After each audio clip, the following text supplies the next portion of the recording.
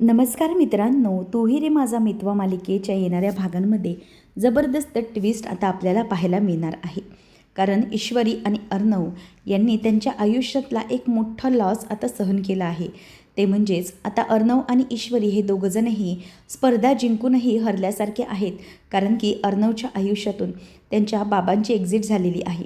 म्हणजेच अचानक रमाकांत राजशिर्के यांना उदयने मारल्यामुळे आता आयुष्यात त्यांच्या खूप मोठा ट्विस्ट आलेला आहे. परंतु अर्णवने ठरवले की काहीही झालं तरीही मी माझ्या वडिलांना त्यांच्या मारेकऱ्यांना सोडणार नाही आहे. आणि याचीच भीती आता वल्लरीच्या मनात पडली आहे. नेमके आता ईश्वरी अर्णव या प्रकरणाच्या मुळाशी कसे जाणार आहेत. कारण की आता मंजुळाच्या मदतीने ईश्वरी अर्णवला उदयकांत या सगळ्याच्या मागे आहे हे समजले तर आहे.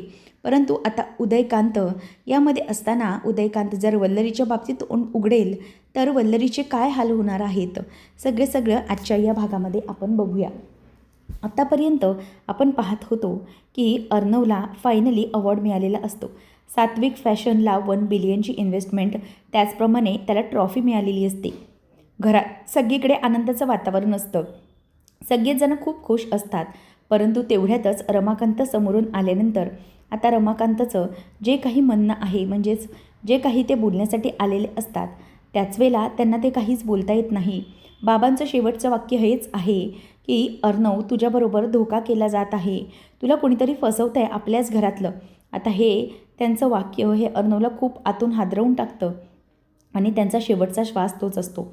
आता ईश्वरी आणि अर्णव दोघांनाही काही कळत नाही की बाबांना नेमकं काय झालं आहे, त्यांच्याबरोबर असा नेमका कोणता प्रकार घडला आहे ज्यामुळे ते असे वागत आहेत आणि त्यांना हा मोठा धक्का बसलेला त्यांना सहन होत नसतो.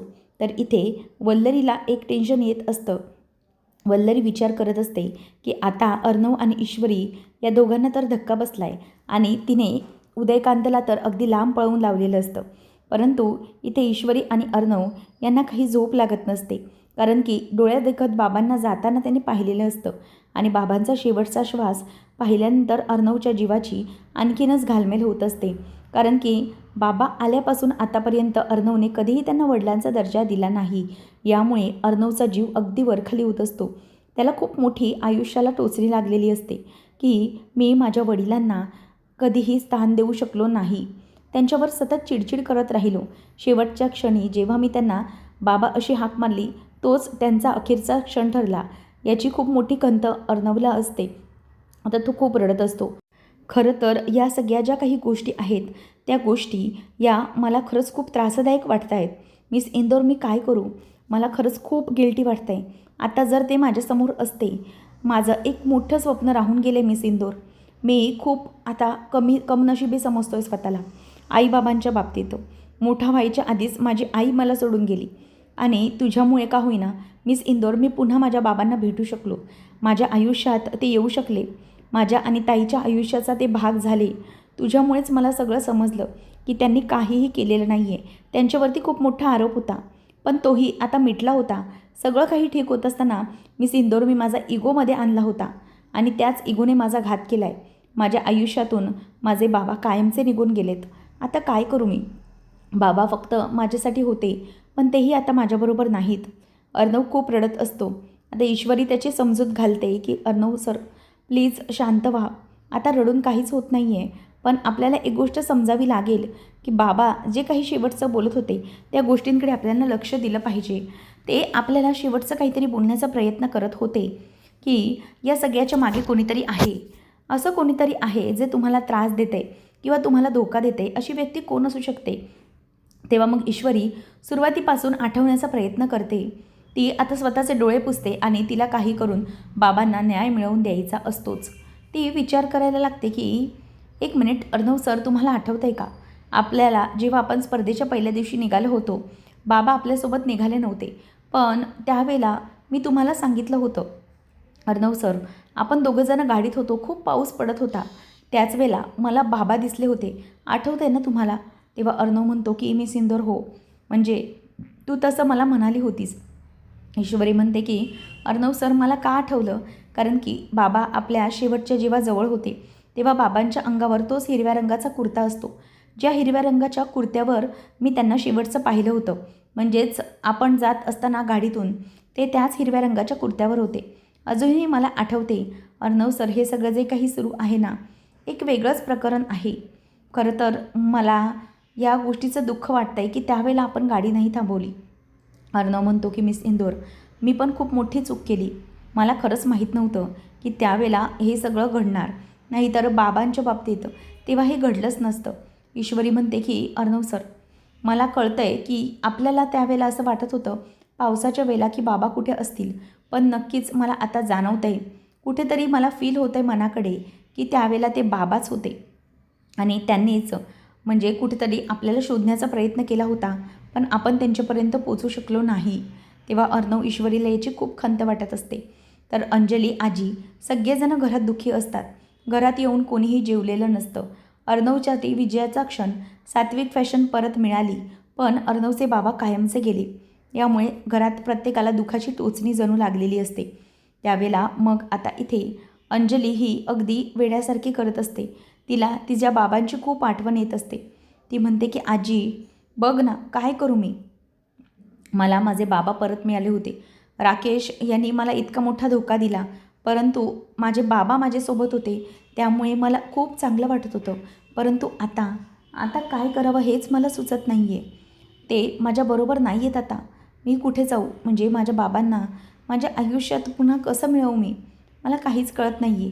आता सगळ्या जणांचं काहीच म्हणजे काय करावं हे कोणाला काही कळत नसतं. फक्त बाबांसोबतच्या चांगल्या आठवणी प्रत्येकाला आठवत असतात. अंजली म्हणते की काही झालं तरी मला माझे बाबा परत पाहिजेत. चिंटू काहीतरी करणार आहे. प्लीज आपल्या बाबांना परत घेऊन ये. मला माहिती आहे ते येतील परत. इतक्या वर्षानंतर आले होते तर ते आताही परत येतील. प्लीज आण ना परत. चिंटू परत आण ना आपल्या बाबांना, असं म्हणून ती रडत असते. सगळ्यांना अंजलीची खूप दया येत असते. बिचारी आयुष्यात पूर्ण हरलेली असते. राकेशसारखा नवरा मिळाल्याने आणि आता बाबा आयुष्यात निघून गेल्याने तिला खूप मोठी जीवाला टोचणी लागलेली असते. ती खूप जास्त त्रासात असते. तरी ते आजी ही खूप टेन्शनमध्ये असते. आजी म्हणते की प्लीज शांत हो, काही काळजी करू नकोस, सगळं होईल व्यवस्थित. प्लीज जे आहे ते आपल्याला भोगायचं आहे. अगं अंजू, आपल्या आयुष्यात जे काही आहे त्या गोष्टी तर आपल्याला सहन केल्या पाहिजेत. त्यामुळे तू आता गप्प हो आणि प्लीज आता रडू नको, असं म्हणून आजी तिला शांत करत असते. ईश्वरी म्हणते की नाही अर्णव सर, शांत होऊन काहीच फायदा होणार नाही आहे. मला तरी एकच गोष्ट शोधायची की या सगळ्याच्या मागे नेमकं कोण आहे, आणि त्याशिवाय मी काही गप्प बसणार नाही. तर इथे वल्लरी ही त्या सगळ्यांच्या मधून बाजूला निघून जाते. वल्लरी अशी बाजूला का निघून गेली? ती घरात इतकं शोकसमारंभ असूनही, म्हणजे शोकसभा असूनही, घरातले सगळे रडूनही ही वल्लरी अशी बाजूला का निघून गेली याचा विचार नम्रताच्या मनामध्ये येत असतो. म्हणजे नक्कीच हिच्या मनात काहीतरी चालू आहे आणि ती काहीतरी कळून देत नाही आहे. म्हणजे ईश्वरी जे काही म्हणाली होती शेवटी की मामी, तुमच्या मनामध्ये जे काही आहे ना ते सगळं बाहेर काढून टाका आणि प्लीज फ्री मनाने राहा. आता हे सगळं जे काही तिचं वागणं आहे त्यामुळे नम्रता रूममध्ये विचारच करत बसलेली असते.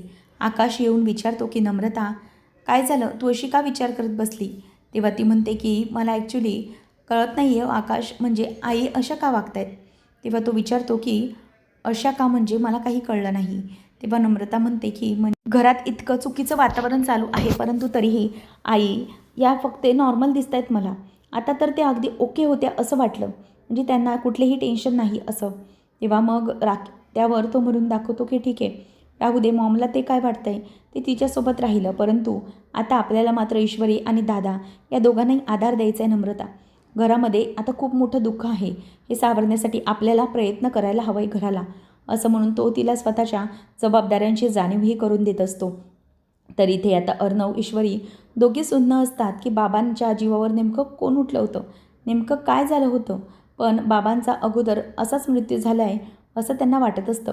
परंतु तेवढ्यातच इथे आता ईश्वरी आणि अर्णव यांची भेट घेण्यासाठी मंजुळा आलेली असते आणि मंजुळाला पाहून ईश्वरीला खूप रडू येतं, कारण की तीच असते जी ईश्वरीच्या मागे अगदी एक खंबीर सपोर्टर म्हणून उभी असते. तेव्हा मंजुळा तिला शांत करत म्हणते की प्लीज ईश्वरीताई नको रडू, मला माहिती आहे तुझं दुःखही खूप मोठं आहे, पण प्लीज स्वतःला शांत कर आणि अर्णव दादा तू पण रडू नको. तेव्हा मग ईश्वरी ही बिचारी खूप रडत असते. ती म्हणते की खरं तर मला एका विषयावर तुमच्याशी बोलायचं होतं म्हणून मी इथे आले होते. तेव्हा ती म्हणते की बोल ना, काय झालं? तेव्हा मग ती म्हणते की ॲक्च्युली ताई, हे बोलण्याची योग्य वेळ आहे की मला माहीत नाही, पण खूप महत्त्वाचं वाटलं म्हणून मी तुमच्याशी बोलायला आले. ईश्वरी म्हणते की ठीक आहे ना, बोल, काय झालं, नको संकोच करू. तेव्हा मग ती म्हणते की ताई, अगं प्रॉब्लेम असा आहे की तुमचे जे बाबा आहेत ना, त्यांच्यावरती ना कोणीतरी हल्ला केला होता. म्हणजेच तिकडेच जेव्हा तुमचं फंक्शन चालू होतं तेव्हा मामाही तिथे येतो आणि विचारतो की नक्की काय बोलतेस बाळा तू, जरा नीट सांगू शकशील का की काय घडलं होतं तिकडे. तेव्हा मग ईश्वरी अर्णव दोघंही ऐकायला लागतात तिचं बोलणं अगदी शांतपणे. तेव्हा ती म्हणते की बाबांवर ना एक माणूस होता, त्याने असं काहीतरी जोरात टोचलं होतं. म्हणजे मला वाटतं की काहीतरी त्यांच्या पाठीत इंजेक्शन वगैरे खुपसल्यासारखं झालं आणि ते तिथून माणूस तो पळून गेला. तर अर्णव विचारतो की नक्की तो माणूस कसा होता, काही आठवते का. तेव्हा मंजुळा म्हणते की हो, म्हणजे थोडं आठवतं आहे मला. मी पण त्यावेळेला खरं तर खूप घाबरले होते, कारण वेळच तशी होती, कारण तिकडे सगळेजण आणि मी तो प्रसंग नेमका पाहिला होता. आता मंजुळा सांगायला लागते की तो माणूस ना असा म्हातारासारखाच होता. त्याने असं जोधपुरी टाईप घातली होती, जांभळ्या रंगाची, आणि कोट वगैरे असं साधारण होतं. म्हणजे एकदम उंचही माणूस नव्हता, बुटकासारखा, आणि त्याचे केस असे कुरळे होते आणि दिसायला पण अगदी विचित्रच दिसत होता. म्हणजे राक्षसी वृत्तीचाच माणूस होता. तेव्हा मग इथे ईश्वरीला पटकन आठवतं, या सगळ्या प्रकारावरून तिला आठवतं की तो त्यांचा काका, अर्णवचा काका उदयकांत तर नसेल ना. म्हणूनच आता ईश्वरी पटकन जे स्केच अगोदर दाखवलेलं असतं ते स्केच दाखवल्यानंतर ती म्हणते की हो ताई, हाच होता तो माणूस. आता मात्र उदयकांतवर संशय पूर्णपणे आलेला असतो की त्यानेच हे सगळं केलं आहे. त्याबरोबर इथे आता सकाळी म्हणजेच बाबांचे सगळे विधी सुरू होणार असतात, त्याच्याच अगोदर पोलीस आलेले असतात आणि पोलीस अर्णवला म्हणतात की अर्णव साहेब, एक पोस्टमॉर्टम रिपोर्ट्स आलेले आहेत आणि त्यामधून एक धक्कादायक गोष्ट समोर आली आहे. तेव्हा मग मामा म्हणतो की काय घडलं आहे नेमकं. तेव्हा इन्स्पेक्टर साहेब सांगतात की डॉक्टरांना या मृत्यूविषयी रमाकांत राजेशिर्केंच्या जरा शंका आली होती, म्हणूनच त्यांनी रिपोर्ट्सची पडताळणी मागितली होती आणि त्यामध्ये पोस्टमॉर्टम रिपोर्ट आलेत आणि तुमच्या वडिलांची डेथ नॅचरल झाली नव्हती, तर त्यांना कोणीतरी विषबाधा केली होती. म्हणजे त्यांच्या बॉडीमध्ये काही विषारी द्रव्य घटक मिळाले आहेत, जेणेकरून त्यांना मारण्याचा प्रयत्न कोणीतरी केला होता, हेच यातून स्पष्ट होते. तेव्हा मग हे ऐकून अर्णवला तर आणखीनच धक्का बसतो. तेव्हा इन्स्पेक्टर साहेब म्हणतात की तुम्ही काळजी करू नका, या सगळ्या प्रकरणाचा आम्ही कसून अगदी तपास करणार आहोत, परंतु हे सगळं तुम्ही सांभाळून, म्हणजे तुमच्या कुटुंबाला सगळं व्यवस्थित सांभाळून राहण्याची आम्ही तुम्हाला ताकीद देतो, कारण की सगळं काही प्रकरण जरा वेगळंच दिसतंय. तर इथे वल्लरीला मात्र हे ऐकून खूप भीती वाटलेली असते. वल्लरी उदयकांतला फोन करून सांगते की हे बाबा उदयकांत, पोलीस घरी आलेले आहेत आणि पोस्टमॉर्टमचा रिपोर्टही समोर आहे, त्यामुळे संशय आहे, तू इथून पळून जा, या शहरातच राहू नको. मी म्हणते तू या राज्याच्याच बाहेर निघून जा काही दिवस. आता तू वल्लरीकडे पैसे मागतो. तेव्हा वल्लरी म्हणते की तुला पैसे मिळणार नाहीत, समजलं, निघ इथून. तेव्हा आता मामा हे सगळं म्हणजे वल्लरीच्या मागे जातो आणि वल्लरी कोणाशी तरी फोनवर काहीतरी बोलत असते, कारण की घरात इतकं दुःखाचं वातावरण, त्यात ही वल्लरी इतकं कोणाशी बोलत आहे लपून छपून, याची मामाला जरा डाऊट येत असतो, कारण ऑलरेडी वल्लरीचं वागणं हे मामाला पहिल्यापासूनच खटकलेलं असतं. मग ती हे सगळं करत असताना मामा तिच्याजवळ जातो आणि विचारतो की वल्लरी, एक मिनिट, मला जरा सांग, तू कोणाशी बोलतेस. त्यावेळेला वल्लरी म्हणत असते की नाही, मी कुणाशी नाही, ॲक्च्युली माझ्या एका मैत्रिणीचा फोन होता, रमाकांत भाऊंजींबद्दल तिला समजलं आणि अर्णव ईश्वरीचं ते जिंकले त्याबद्दलच बोलत होती, बाकी काही नाही. पण इथे मामाला मात्र तिच्यावर फुल डाऊट आलेला असतो की ही काहीतरी लपवण्याचा प्रयत्न करत आहे. त्यानंतर बाबांचे आता विधी सुरू असतात. त्याच वेळेला आता बाबांचे अंत्यविधी सुरू असताना ईश्वरी आणि अर्णव त्यांच्या फोटोला पाया पडतात आणि अर्णव हा बाबांना म्हणतो की बाबा, मला माहिती आहे तुमचं तुमच्या चिंटूवर खूप प्रेम आहे आणि मीही आता मनापासून एक्सेप्ट करतो की माझंही खरंच तुमच्यावर खूप प्रेम होतं आणि कायम असेल. तुम्ही आता आईजवळ गेले आहात, परंतु आईला अभिमानाने एक गोष्ट सांगा की तिचा चिंटू हा कधीही हरणार नाही आणि तुमच्या पावलावर पाऊल ठेवूनच मी आपला बिझनेस असाच वाढवत राहणार आहे. पण जे तुम्ही मला सांगितले की कोणीतरी माझ्या वाईटावर उठलेलं आहे, मला कोणीतरी दगा देतं आहे, या सगळ्या गोष्टींचा शोध मी घेणार आणि तुम्हाला मारणारा जो आहे त्या व्यक्तीलाही मी सोडणार नाही आहे.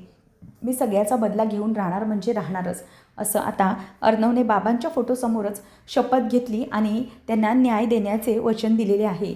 आणि यामुळे आता ईश्वरी पण अर्णवच्या हातात हात देऊन म्हणते की काहीही झालं तरी बाबांना आपण न्याय मिळवून द्यायचा.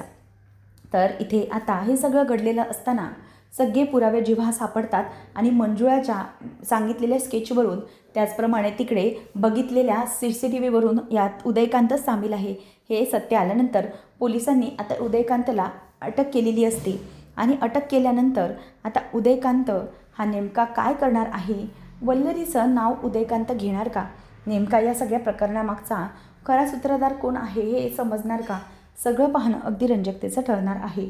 असेच अपडेट जाणून घेण्यासाठी चॅनलला नक्की सबस्क्राईब करा. धन्यवाद.